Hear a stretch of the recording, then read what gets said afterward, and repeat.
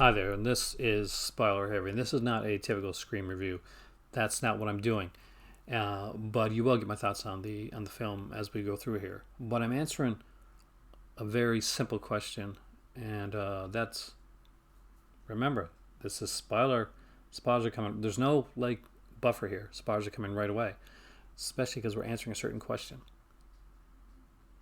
Did he have to die?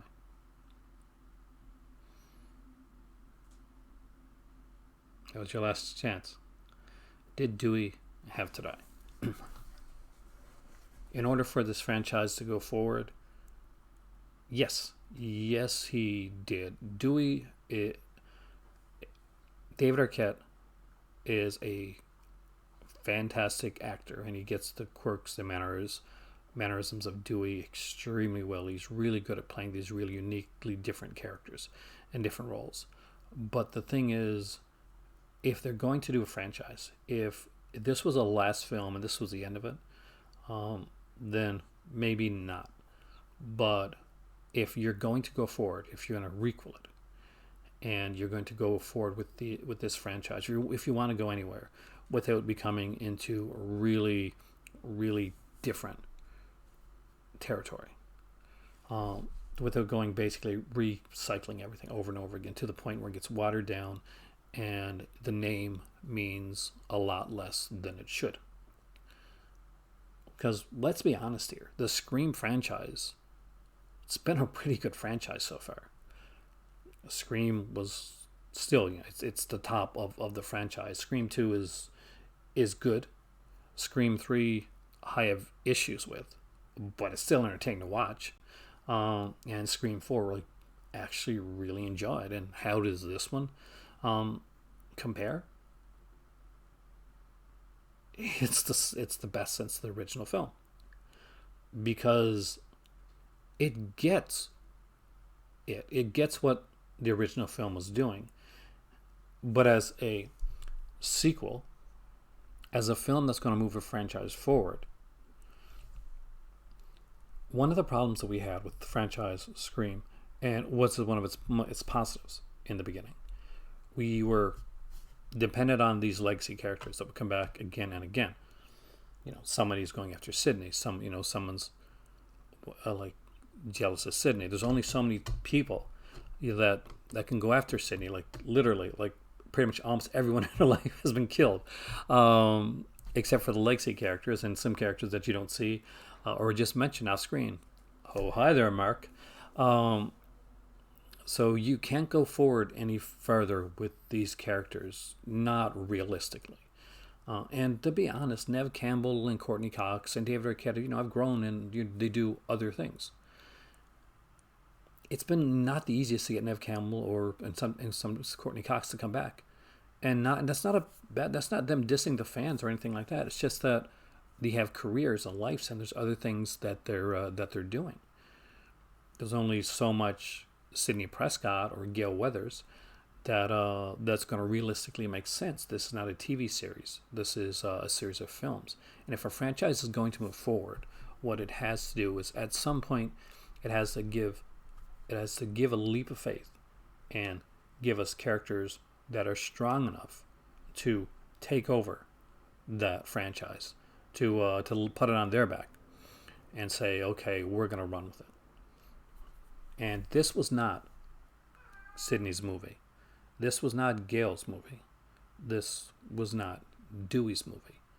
This was a film that focused on a new, young, hipper, modern cast without taking anything away from the cast that was there before. In fact, in pretty much like honoring the cast that was there before. They managed to bring in actually two new Final Girls. A great replacement for the Randy character and the Kirby character with two people actually. So we've doubled up twice right now. We have 4 characters going in to the next film. At least 4 characters going into the next film. So why kill Dewey? Because Dewey is the one that brings both Gail and Sidney together. Dewey's the reason that they go back to Woodsboro. Dewey's the one that kind of keeps them as a unit. For the first two films, Sidney's punching Gale in the face.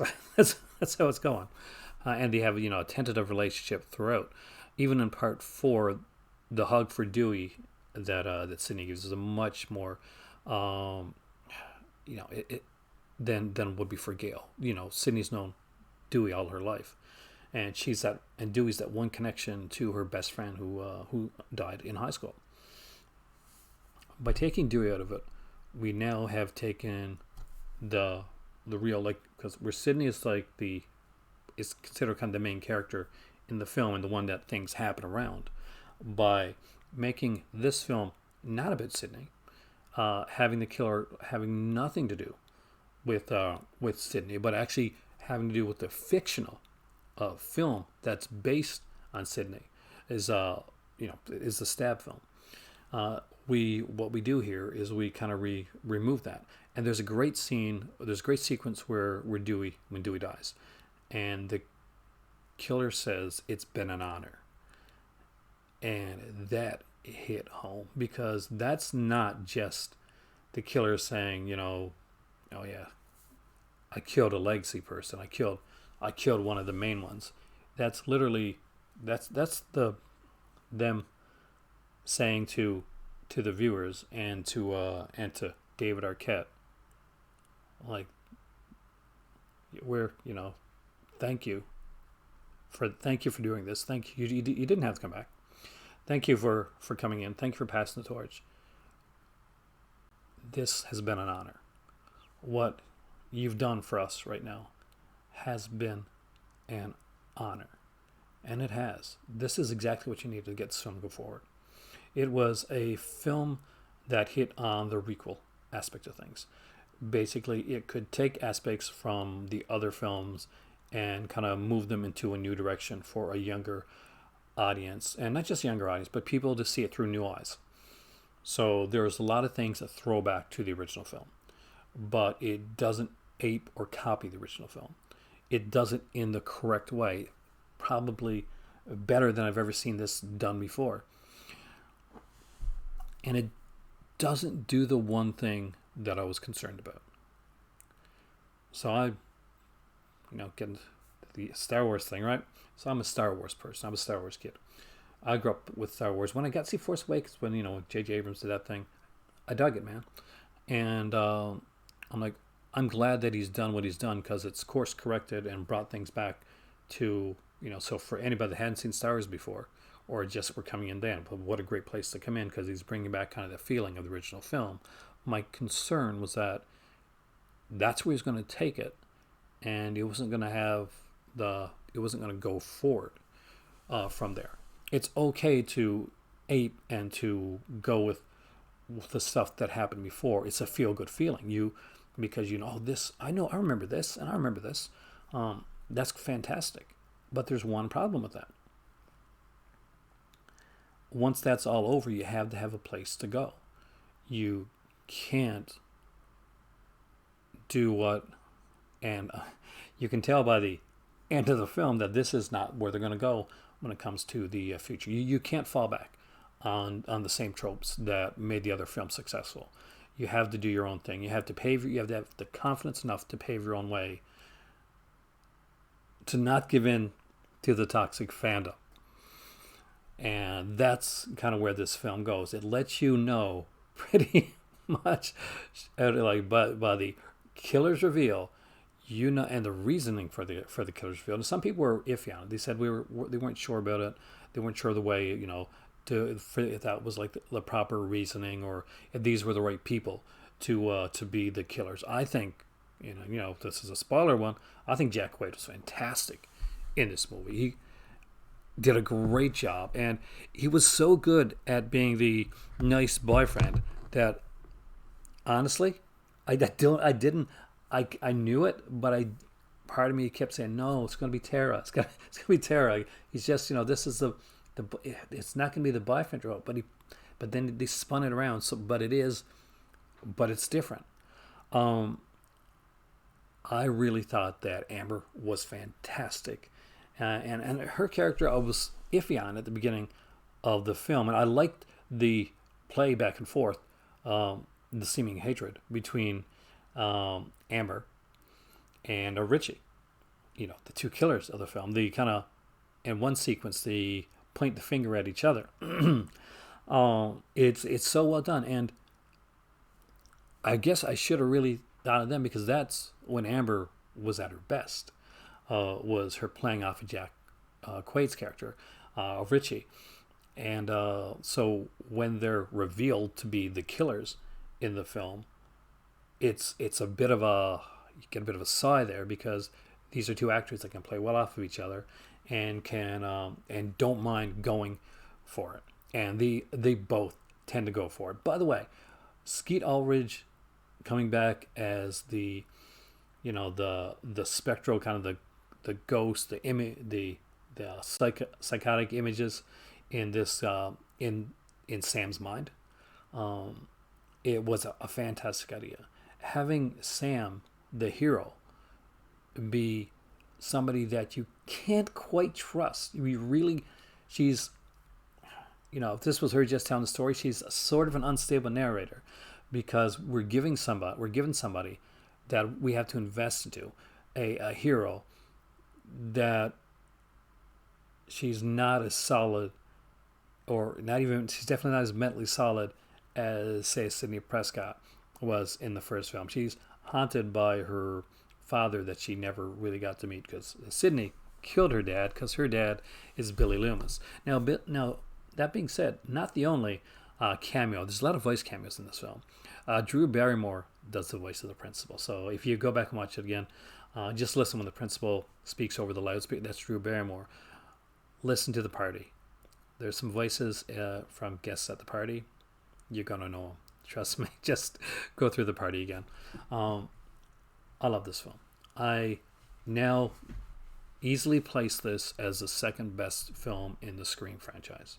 To give a ranking of them, and I'll do that right now here at the end, I think that still at the bottom is going to be Scream 3. And I go back and forth on this, but I'm going to change it up because I did it before. Scream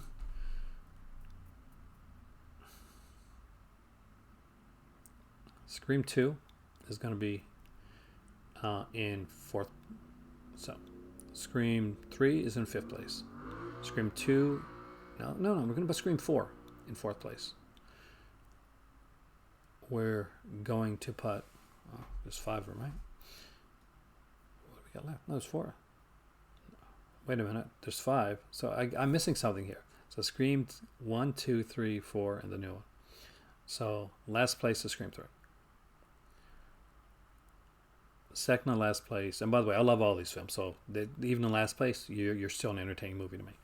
It's going to be 4. Then it's 2. Then it's Scream 2022, and then it's the original. I really enjoyed this film. Did they have the kill? Did they have the Kudui? Yes, they did.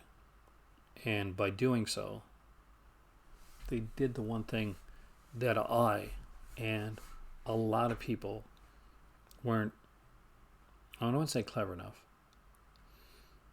weren't able to do. When we watch these movies, a franchise we're watching over and over again, we invest a lot in them. We put our heart and our souls into some of these things. We become very big fans of them. Hopefully not the toxic fans, the ones that hopefully the happier, like more friendly, like loving these franchise fans. But somebody had to come in that was a fan of the series, but knew that this is a franchise that has played it safe way too much. And by doing so, it's bogged the franchise down. If you want to know what the one thing that was missing in part 4, the one thing that put it a little bit off, the original ending to part 4, Emma Roberts' character of Jill lives. She kind of gets away with it. We're going to see what happens from there. But they didn't do that. at the end of the day, they switched it up and changed it so that Jill gets a pretty definitive death, and the legacy characters all make it out once again to fight another day. Was that the right decision? Thinking back on it, probably not. But then again, maybe what the problem was is that the cast for Scream 4 may not have been when Wes finished it. You may have thought, okay, this may not be the people that can lead Scream for the next 3 films. However, I have no doubt in my mind that the new cast can lead this franchise forward. Now, we don't have to see Sidney or Gale again. We can in the future, but I think we've told their story. We've let Dewey really be the hero, be what he's always wanted to be since the very first film. He wanted to be taken seriously. He's wanted to be the hero, the good-hearted one. And he gets it. Like, this is not just like basically Dewey was supposed to die in the first movie, but he doesn't. He doesn't die. He didn't die. They liked his character. They brought him through, and he's had kind of wacky, like close near deaths, and that's been okay. But it's become like a trope that's gotten tired. It's like, oh, he's not going to die. He's going to come close, but he's not going to die. But he did here, and it meant something. And it was an honor to watch. So thank you for playing the character for so long and coming back and being selfless enough to do that, because at the end of the day you knew it was going to move it forward. So Scream 2022, you got it right. You did what a lot of us fans would have been scared to do, and by doing so, you secured its future. Thanks.